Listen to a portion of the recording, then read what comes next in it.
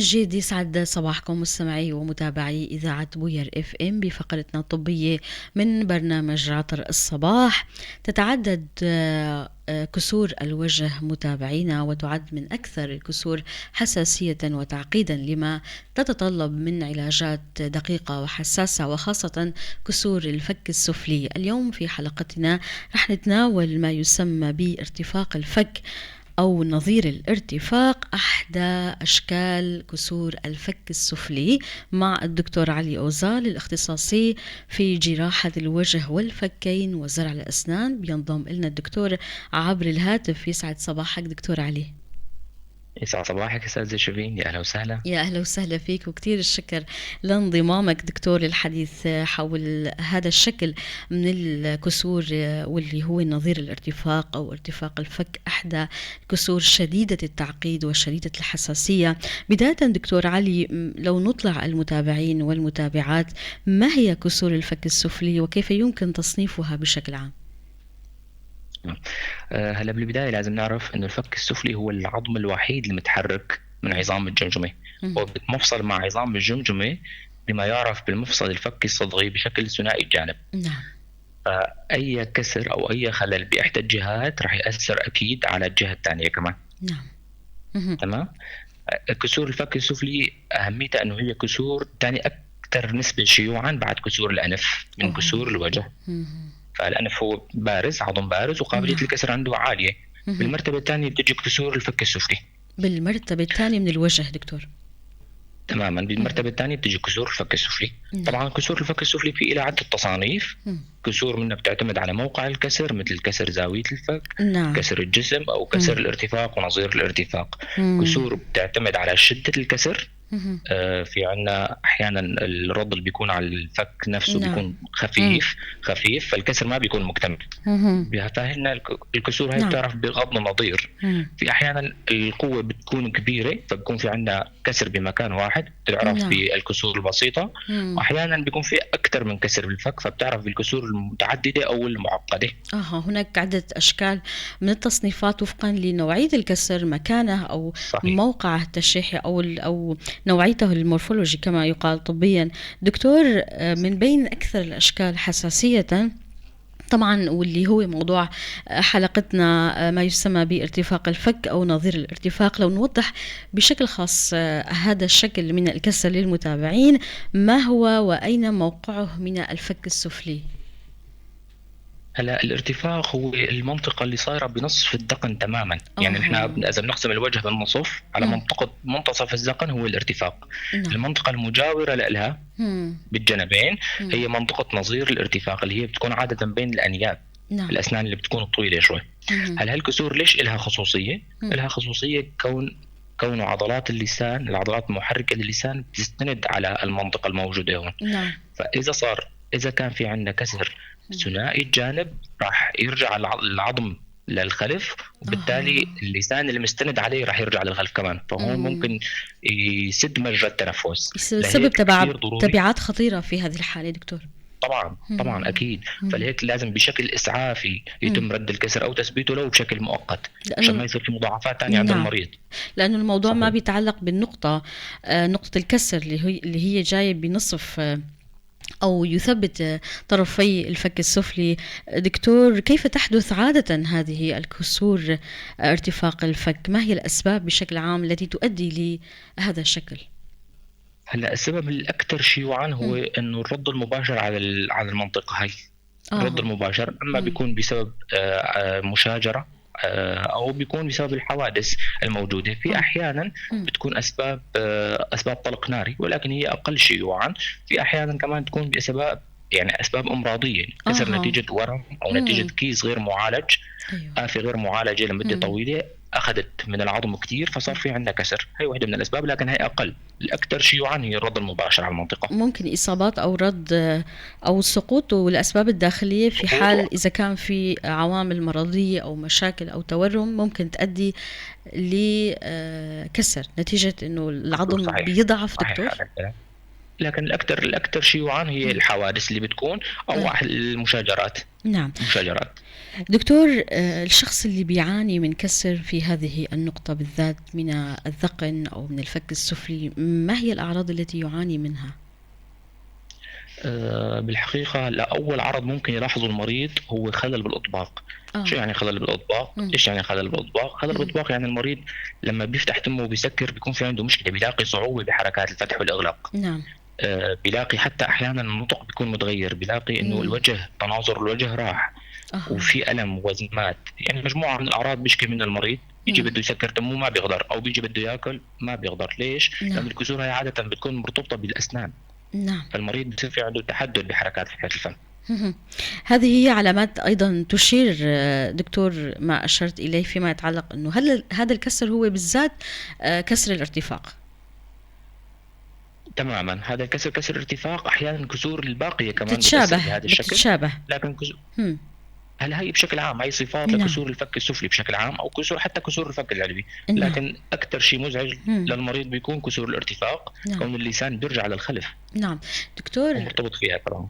أشرت للعوامل وهي أو الأعراض التي تشير لوجود كسر في هذه المنطقة، ولكن أيضا قد تكون هناك مصاعب ترافق هذه الأعراض أو تحديات، وخاصة اكيد اكيد. إنه هو مسؤول عن وظيفة كتير هامة بالجسم، مسألة المضغ، التغذية، الشرب. شو هن التحديات أو المصاعب اللي بترافق هالأعراض مع الشخص اللي بيعاني من كسر بهالمنطقة بالذات من الذقن أو من الوجه؟ هلا مم. بالإضافة لغياب التناظر الوجه، بالإضافة للتشوه بالناحية الجمالية اللي بتكون للمريض، نعم. بيكون في عندنا صعوبة بعملية المضغ والبلع والنطق. كونه مم. مثل ما ذكرنا نحن إنه الكسور هاي عادة الكسور هاي بتكون مرتبطة بوجود الأسنان، نعم. فالمريض بيكون عنده صعوبة كبيرة في عملية المضغ والبلع. مم. لأنه هو مو قادر على إغلاق الفم بشكل كامل، مو مم. قادر على تحقيق الختم الفموي. نعم. ففي صعوبة كتير كبيرة. أحيانا حتى باللفظ بيكون في مشاكل مم. إذا الأسنان تغيرت مواقعها. طبعا آه. حتى في حالات معينه مم. لما الاسنان بتطلع، في حالات معينه بصير في انخلاع بالاسنان، نعم. ممكن المريض حتى يبلعها، يعني بتاثر على مجرى التنفس طبعا. نعم. دكتور، عادة كيف يتم تشخيص، يعني إجراءات التشخيص ل آه، عم تسمعني دكتور علي؟ يعني نعم. انا بس صوت راح شوي من نعم. الشبكه شوي. نعم، هلأ صوت جيد. تمام. مهم. دكتور، عادة لو كيف يتم، رح أعيد السؤال، كيف يتم عادة التشخيص لهذا النوع من الكسور في منطقة الوجه والفك السفلي، واللي ممكن تختلف الكسر بهالمنطقة وفقا لنوعه، وفقا لشدته، وفقا للجوانب الأخرى من التعددات أو تصنيفات لأشكال الكسور بمنطقة محددة؟ فأنتم كأطباء كيف بتشخصوا هالنوع من الكسور؟ ما هي إجراءاتكم؟ عادة نحن عندنا مجموعة من الوسائل التشخيصية بالكسور بشكل عام، بكسور نعم. الوجه والفكين بشكل عام. مم. بتبلش بالتشخيص السريري. مهم. بيكون في علامات سريرية مثل ما ذكرنا سابقا، نعم. انه خلل بالاطباق، صعوبة مم. بالبلع. فهي العلامات بتكون واضحة موجهة مم. للمريض. نحن لحتى نتأكد انه الكسر بمنطقة واحدة او مم. في كسور تانية، بنطلب صور أشعة طبعا مكملة للتشخيص تبعنا. أشعة بالسابق كان سينية في صور، دكتور؟ اكيد مم. سابقا كان مم. كان الاعتماد على صور البانوراما، هي نعم. صور ثنائيه مم. بعد. مم. حاليا طورت المجالات هي، صار في عندنا صور ثلاثيه الابعاد. هاي الصور مم. بتعطينا تشخيص دقيق لموقع الكسر، لمقدار نعم. الانزياح، لعلاقه الكسر مع المعالم التشريحيه، قربها من الاعصاب او شدة الشرايين الكسر الموجوده، وعلاقتها ممكن، مع الاسنان. شدة الكسر. اكيد طبعا مم. نعم. تعطينا فكره كامله، وممكن حتى تساعدنا بموضوع العلاج كمان. نعم. يعني بتساعدنا مم. نعمل اشكال ثلاثيه الابعاد، نكيف عليها الصفائح، بتفيدنا بعملياتنا الجراحيه حتى. نعم. دكتور، هلأ بعد ما أنتوا أجريتوا التشخيص المطلوب أو الإجراء المطلوب لتحديد نوعية الكسر وشدته، كيف بتحددوا شكل العلاج؟ هو علاج جراحي بكل الأحوال؟ والله في حالات مم. مثل ما ذكرنا انه في تصانيف للكسور، كسور مو مكتمله، ففي مم. حالات نحن ما بنلجا فيها للجراحه. بتكون نعم. احيانا مم. اذا الكسر مو مكتمل، كسر غضن النظير، ما في تبدل بالاطباق، نعم. نحن بنكتفي بمراقبه الكسر، حميه طريه، تعليمات للمريض بيلتزم أها. فيها. نعم. احيانا تمام، احيانا اذا الكسور متبدله مم. حكما راح نحتاج لتداخل جراحي. بالسابق يعني مم. قديما مم. كان التداخل الجراحي يعني في له نتائج لا يمكن التنبؤ بها دائما. نعم. يعني كانت تعتمد على موضوع انه اغلاق للفم نعم. بشكل قسري مم. من خلال اقواس اريك وعرائيفي. مم. كان يعمل مشاكل كثير للمريض. قبل كان المريض تبعات يضطر دكتور. يسكر تمه مم. احيانا لفترات. طبعا نعم. كان يضطر يسكر تمه لفترات ممكن توصل لشهر. فهون أوف. بيصير في عنده موضوع سوء تغذيه، بيصير في عنده مضايقه كبيره من الاسلاك الموجوده داخل الفم. نعم. حاليا تطور بمجال الطبي، صار في عندنا صفائح مخصصه للاستخدام داخل الفم، صفائح ميني، صفائح مم. الريكو. مم. استخدامات هذه الصفائح سرعت من فتره سهلت. الاستشفاء. نحن اذا بنتداخل نعم. يعني ما رح نضطر نسكر التم نعم.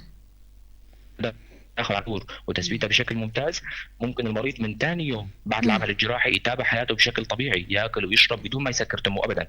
يعني الفرق بين انه كان يسكر تمه لمده شهر كامل، نعم. وحاليا قادر انه يتابع حياته بشكل طبيعي ثاني يوم فورا. ما في داعي انه يسكر تمه. تطور الطب دكتور ساعد صحيح. الطبيب وساعد المريض بنفس الوقت وخفف من التبعات. دكتور من الشائع حتى تفضل. حتى النتيجة الجمالية عم تكون أفضل للمريض، حتى موضوع النطق أفضل، موضوع يعني الوظائف كلها عم ترجع بشكل أسرع بشكل كتير كبير. يعني نعم دكتور، من الشائع بالعمليات والكثير من حالات الكسور ليس فقط مسألة كسور الوجه، أيضا فيما يتعلق بالمفاصل وبالعمود الفقري إلى ذلك. هناك تقنية شائعة يسمى بسكروفيكشن، يمكن أو تثبيت البراغي إن لم أكن مخطئة. نتحدث عن هذه التقنية، كيف تتم أو متى يتم الالتجاء لها، وكيف تقومون بإجراء العملية وفقا لهذه التقنية؟ مثل ما ذكرت لك، في الكسور اللي ما بنتداخل عليها بتبقى هي حمية طرية. نعم. بالمطلق، يعني ما في تداخل جراحي ابدا. السكرو فيكسيشن او البراغي مع البليت، ميني بليت او الريكو بليت، نحن بنتداخل جراحيا. بيتم كشف الكسر من خلال مدخل جراحي، وبنثبت حسب حاجة الكسر وشدته. بنثبت اما صفيحة واحدة أو صفيحتين، نستخدم معها براغي مخصصة بأطوال معينة. يعني في مناطق نحن ما لازم نستخدم براغي مادة طويلة. هذه البراغي دكتور من أي مادة تكون عادة هذه البراغي؟ هي من مادة التيتانيوم المعالج المتقبل حيويا، بحيث أنه الجسم ما يرفضه أبدا. ما يعمل إنتان. لو بقي ممكن يبقى 20 سنة أو 30 سنة ما بيعمل مشاكل أبدا أبدا. لا أكيد. هو بيتحمل القوة اللي بتكون عليه مطبقة عليه. لهيك نحن فترة الاستشفاء عم تكون سريعة جدا. دكتور، العملية ايش قد بتطول عادة؟ يعني مدة تثبيت البراغي وإجراء العملية بكل مراحلها بتطول كم ساعة عادة أو أقل من ساعة؟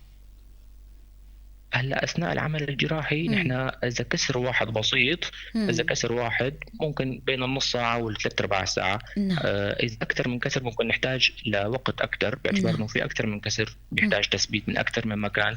حاليا حتى الكسور يعني في كسور عم تنحل او عم تتعالج بمدخل جراحي من داخل الفم، فهذا ما بيترك ندبه، بيعطينا اثر تجميلي افضل بكثير.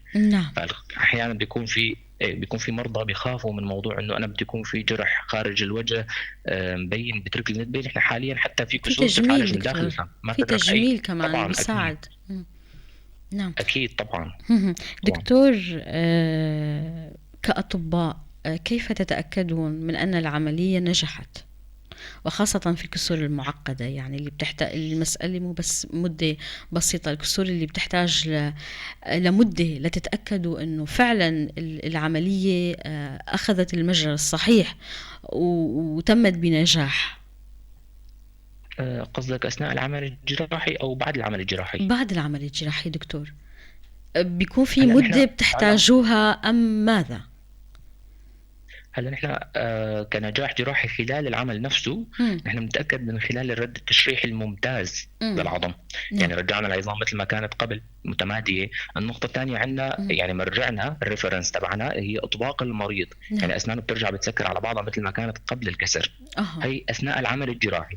بعد العمل الجراحي نحن بنكون بعد العمل الجراحي بيكون من خلال متابعة المريض، بنلاحظ إنه شفاء في بالنسج الرخوي، إمم، ما في علامات للإنتان، في استقرار بإطباق المريض، إمم، رجعت وظائف المضغ والبلع والنطق كلها بشكل طبيعي، نعم، المريض ما عم يشكي من ألم. كل هاي التفاصيل بتدلنا على إنه نعم، في شفاء للكسر اللي صار، إمم، طبعًا بالإضافة للصور الشعاعية لحتى نتابع نعم. موضوع الاندماج العظمي. اهم، يعني في نقطتين تتعلق بمسألة كيف بتتأكدوا من جهة من خلال الصور اللي بتبين دقة العملية، ومن جهة بتتأكدوا من الشخص ذاته إنه كيف رجع له الوظيفة، وظيفة من خلال الفك من خلال التقييم نعم. اهم، السريري. إمم.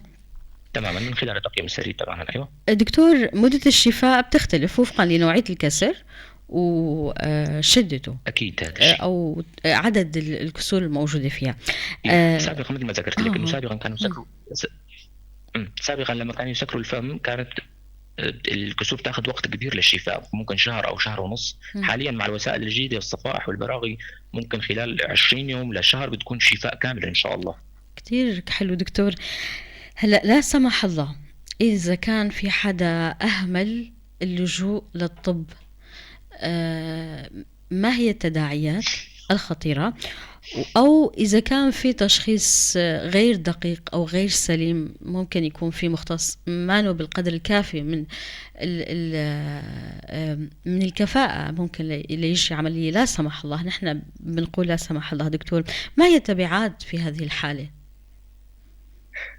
هلّا والله التشخيص بأغلب الأحيان التشخيص غير الكافي بيكون أغلب الأحيان مم. من قِبَل المريض أو إهمال من قِبَل المريض، لأنه نعم. المختصين مم. يعني بأكثر الحالات بيكونوا قادرين على تقييم الكسور هاي. مم. أطبائنا ما شاء الله أكفاء عليهم، نعم، ما شاء الله أكيد عليهم. أكيد دكتور.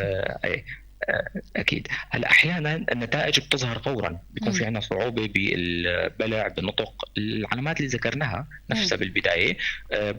بروفايل الوجه بيكون بيتغير، هاي النتائج بتظهر فورًا.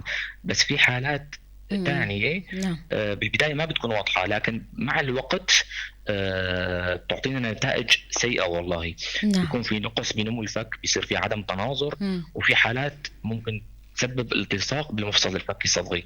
حالات التصاق المفصل الفكي الصدغي هي من الحالات المزعجة نعم. للجراحين الوجه والفكين بشكل مم. كتير كبير.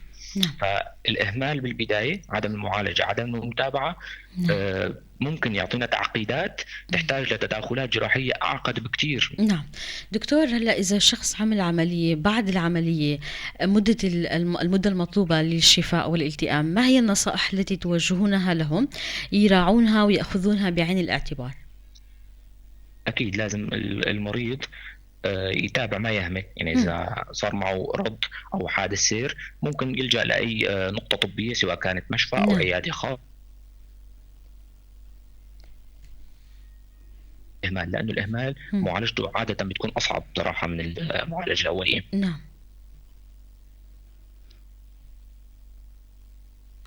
دكتور. ألو.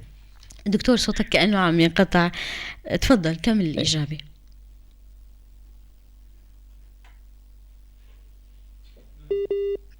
نعم دكتور، هلا عم نسمعك. ألو. نعم دكتور علي، يبدو في ضعف بالإنترنت أسمعك. عندك. هلأ بتسمعني دكتور؟ إيه، أسمعك. نعم تمام. إيه، تمام، دكتور، صوتك واضح. آخر سؤال، أو في إجابة لسه بدك تكملها فيما يتعلق بالنصائح؟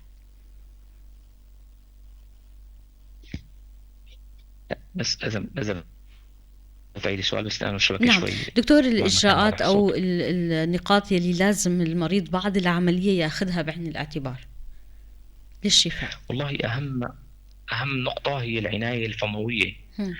العناية الفموية الصارمة، بالأخص إذا كان في مدخل جراحي من داخل الفم، نعم. لأنه إذا كان في مدخل جراحي من داخل الفم في كسر للمريض ما كان في عنده عناية فموية كافية، راح يصير في إنتان بالكسر هذا للأسف. نعم. فهذا ممكن يعيق الشفاء. هم. بالإضافة للمتابعة الدورية للطبيب المعالج له، هم. ومتابعة الشفاء بشكل عام. والتغذية بيكون طبيعي أم بيكون بالفترة سائل، يعني بشكل سائل بياخدوا هلا لا، اذا كان رد مغلق، ذكرت لك انا، اذا كان رد مغلق هو مجبر راح يكون على الحميه السائله نعم، نعم، كبيره، لكن اذا كان في استخدام للصفائح والبراغي ممكن ياكل بشكل طبيعي. نعم. اشياء ما تكون قاسيه كثير، لكن اشياء مقبوله، الغذاء الطبيعي اللي عم ناخذه نحن. نعم دكتور، بختام لقائنا بشكل عام دكتور، كيف بتقيم الواقع الطبي عندنا بالمنطقة، وخاصة فيما يتعلق بالتقنيات العلاجية المتاحة للكسور بشكل عام والفك السفلي بشكل خاص؟ هلا بالسنوات الأخيرة صار في تحسن بصراحة بالواقع الطبي ضمن منطقتنا نحن. نعم. إذا بتلاحظي مثلا عدد المشافي صار في ازدياد، بالإضافة للأجهزة الطبية. نعم. نحن أحيانا كان في عندنا صور أشعة بنطلبها، كان المريض يضطر نعم. يسافر لمدن ثانية لحتى يأمنها. حاليا توفر جزء من الأجهزة التشخيصية والعلاجية كمان. نعم. طبعا هذا ما بيعني إنه ما في عندنا مشاكل أبدا، نحن في عندنا مجالات نتأمل إنه تتطور، مثل المعالجات الشعاعية والكيميائية. بمجال جراحة الوجه والفكين، نعم. نحن دخلنا، صار في عندنا زرع الأسنان عن المحوسب. نعم. اللي بيتم كله عن طريق الحاسوب طبعا. في عندنا تحسن الحمد لله بحالات التشوهات الولادية. نعم. عم نشتغل يعني على مدار سنتين، اشتغلنا حالات منيح وعطتنا نتائج كويسة الحمد لله. سابقا ضمن المدينة مثلا ما كان في حالات جراحة تقويمية تنشغل، حاليا عم يتم تنسيق مع أطباء التقويم لتنشغل هيك عمليات ضمن المدينة. ما يضطروا المرضى يروحوا لمدن ثانية، يروحوا على الشام أو غيرها لحتى يشتغلوا هيك عمليات. وإن شاء الله يعني نسعى نحن أن نطور المجال هذا، مجال جراحة الوجه والفكين. نعم. أو المجال الصحي بشكل عام ضمن المدينة. نعم. كثير شكر دكتور. بختام اللقاء بتحب تضيف أي شيء أو نقطة أنا ما سألت؟ تفضل. والله ما بدي اضيف شيء، بس غير انه الكسور لازم تتعالج وما يكون فيها اهمال. التشخيص المبكر والعلاج الدقيق هو الطريق الاقصر للشفاء. وبالنهايه شكرا لاذاعه بوير على اتاحتها المساحه التوعويه. نعم. ومتمني الصحة للجميع. شكرا لك آمين أستاذ شيرين. يا رب. شكرا كثير لك دكتور علي أوزالي، الاختصاصي في جراحة الوجه والفكين وزرع الأسنان، على كل هالمعلومات القيمة. دكتور كثير شكرا لك.